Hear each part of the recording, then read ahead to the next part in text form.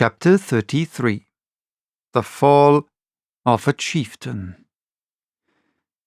There never was such an overturn in this world. Each of these 6 men was as though they had been struck, but with Silver the blow passed almost instantly. Every thought of his soul had been set full stretch, like a racer on that money. Well, he was brought up in a single second, dead, and he kept his head, found his temper, and changed his plan before the others had had time to realize the disappointment. "Jim," he whispered, "take that and stand by for trouble." And he passed me a double-barreled pistol. At the same time, he began quietly moving northward, and in a few steps had put the hollow between us 2 and the other 5. Then he looked at me and nodded as much as to say, "Here is a narrow corner," as indeed I thought it was. His looks were now quite friendly, and I was so revolted at these constant changes that I could not forbear whispering, "So you've changed sides again?" There was no time left for him to answer in. The buccaneers, with oaths and cries, began to leap one after another into the pit and to dig with their fingers, throwing the boards aside as they did so. Morgan found a piece of gold. He held it up with a perfect spout of oaths. It was a 2-guinea piece, and it went from hand to hand among them for a quarter of a minute. "2 guineas!" roared Mary, shaking it at Silver.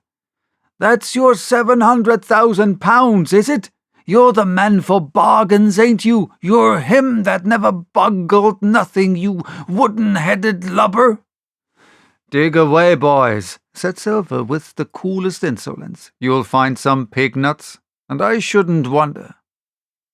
"Pig nuts!" repeated Mary in a scream. "Mates, do you hear that? I tell you now that man there knew it all along. Look in the face of him, and you'll see it wrote there." "Ah, Mary," remarked Silver, "standing for captain again? You're a pushing lad, to be sure."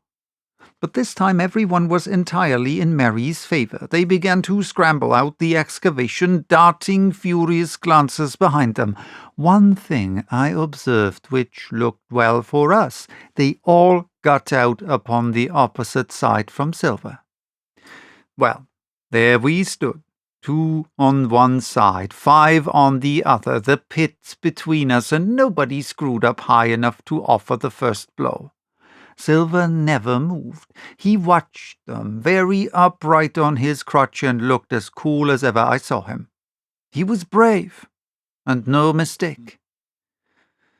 At last Mary seemed to think a speech might help matters. "Mates," says he, "there's 2 of them alone there. One's the old cripple that brought us all here and blundered us down to this. The other's that cub that I mean to have the heart of. Now, mates." He was raising his arm and his voice, and plainly meant to lead a charge. But just then, crack, crack, crack, 3 musket shots flashed out of the thicket. Mary tumbled head foremost into the excavation. The man with the bandage spun round like a teetotum and fell as his length upon his side, where he lay dead, but still twitching, and the other 3 turned and ran for it with all their might. Before you could wink, Long John had fired 2 barrels of a pistol into the struggling Mary, and as the man rolled his eyes at him in the last agony, "George," said he, "I reckon I settled you." At the same moment, the doctor, Gray, and Ben Gunn joined us with smoking muskets from among the nutmeg trees. "Forward!" cried the doctor. "Double quick, my lads! We must head 'em off the boats!" And we set off at a great pace, sometimes plunging through the bushes to the chest. I tell you, but Silver was anxious to keep up with us. The work that man went through, leaping on his crutch till the muscles of his chest were fit to burst, was work no sound man ever equalled, and so thinks the doctor. As it was, he was already 30 yards behind us, and on the verge of strangling when we reached the brow of the slope. "Doctor," he hailed, "see you there, no hurry." Sure enough, there was no hurry. In a more open part of the plateau we could see the 3 survivors still running in the same direction as they had started, right for Mizzenmast Hill. We were already between them and the boats, and so we 4 sat down to breathe while Long John, mopping his face, came slowly up with us. "Thank ye kindly, Doctor," says he. "You came in about the nick, I guess, for me and Hawkins. And so it's you, Ben Gunn," he added. "Well, you're a nice one, to be sure." "I'm Ben Gunn, I am," replied the maroon, wriggling like an eel in his embarrassment. "And," he added after a long pause, "how do, Mr. Silver?" "Pretty well, I thank ye," says you. Ben, murmured Silver, "to think as you've done me." The doctor sent back Grey for one of the pickaxes deserted in their flight by the mutineers, and then, as we proceeded leisurely downhill to where the boats were lying, related in a few words what had taken place. It was a story that profoundly interested Silver, and Ben Gunn, the half-idiot maroon, was the hero from beginning to end. Ben, in his long, lonely wanderings about the island, had found the skeleton. It was he that had rifled it. He had found the treasure. He had dug it up. It was the haft of his pickaxe that lay broken in the excavation. He had carried it on his back in many weary journeys, from the foot of the tall pine to a cave he had on the 2-pointed hill at the northeast angle of the island, and there it had lain stored in safety since 2 months before the arrival of the Hispaniola. When the doctor had wormed this secret from him on the afternoon of the attack, and when next morning he saw the anchorage deserted, he had gone to Silver, given him the chart, which was now useless, given him the stores, for Ben Gunn's cave was well supplied with goat's meat salted by himself, given anything and everything to get a chance of moving in safety from the stockade to the 2-pointed hill, there to be clear of malaria and keep a guard upon the money. "As for you, Jim," he said, "it went against my heart, but I did what I thought best for those who had stood by their duty, and if you were not one of these, whose fault was it?"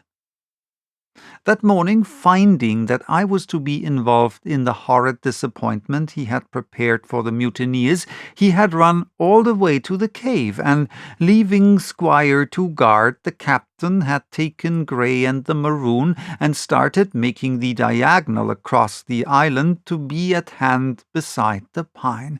Soon, however, he saw that our party had the start of him, and Ben Gunn, being fleet of foot, had been dispatched in front to do his best alone.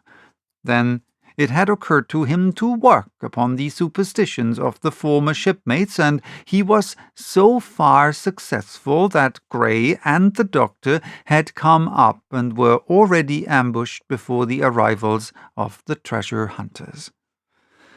"Ah," said Silver, "it was fortunate for me that I had Hawkins here. You would have let old John be cut to bits and never given it a thought, Doctor." "Not a thought," replied Dr. Livesey cheerily. And by this time we had reached the gigs. The doctor with the pickaxe demolished one of them, and then we all got aboard the other and set out to go round by the sea for North Inlet. This was run of 8 or 9 miles. Silver, though he was almost killed already with fatigue, was set to an oar, like the rest of us, and we were soon skimming swiftly over a smooth sea. Soon we passed out of the straits and doubled the southeast corner of the island, round which, 4 days ago, we had towed the Hispaniola. As we passed the two-pointed hill, we could see the black mouth of Ben Gunn's cave, and a figure standing by it, leaning on a musket. It was the squire, and we waved a handkerchief and gave him 3 cheers, in which the voice of Silver joined as heartily as any. 3 miles farther, just inside the mouth of North Inlet, what should we meet but the Hispaniola, cruising by herself. The last flood had lifted her, and had there been much wind or a strong tide current, as in the southern anchorage, we should have never found her more, or found her stranded beyond help. As it was, there was little amiss beyond the wreck of the mainsail. Another anchor was got ready, and dropped in 1.5 fathoms of water. We all pulled round again to Rum Cove, the nearest point for Ben Gunn's treasure house, and then Grey, single-handed, returned with the gig to the Hispaniola, where he was to pass the night on guard. A gentle slope ran up from the beach to the entrance of the cave. At the top, the squire met us. To me, he was cordial and kind, saying nothing of my escapade, either in the way of blame or praise. At Silver's polite salute, he somewhat flushed. "John Silver," he said, "you're a prodigious villain and impostor, a monstrous impostor, sir. I am told I am not to prosecute you. Well, then, I will not. But the dead men, sir, hang about your neck like millstones." "Thank you kindly, sir," replied Long John, again saluting. "I dare you to thank me," cried the squire. "It's a gross dereliction of my duty. Stand back." And thereupon we all entered the cave. It was a large airy place, with a little spring and a pool of clear water overhung with ferns. The floor was sand.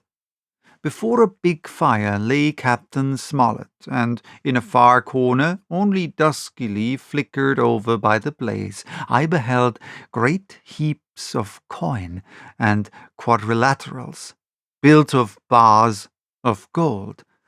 That was Flint's treasure that we had come so far to seek, and that had cost already the lives of 17 men from the Hispaniola. How many it had cost in the amassing, what blood and sorrow, what good ship scuttled on the deep, what brave men walking the plank blindfold, what shot of cannon, what shame and lies and cruelty, perhaps no man alive could tell.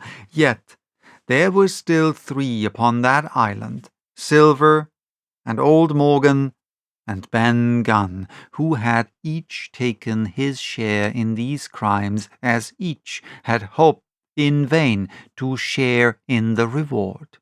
"Come in, Jim," said the captain. "You're a good boy in your line, Jim, but I don't think you and me will go to sea again.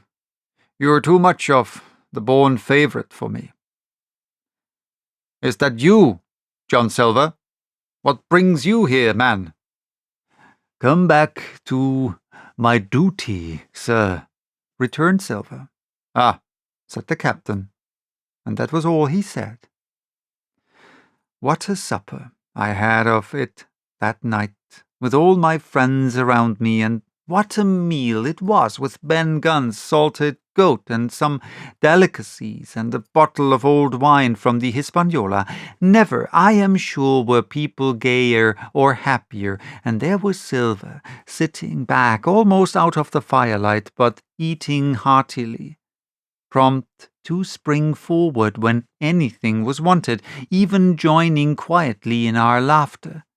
The same bland, polite, obsequious seamen of the voyage out.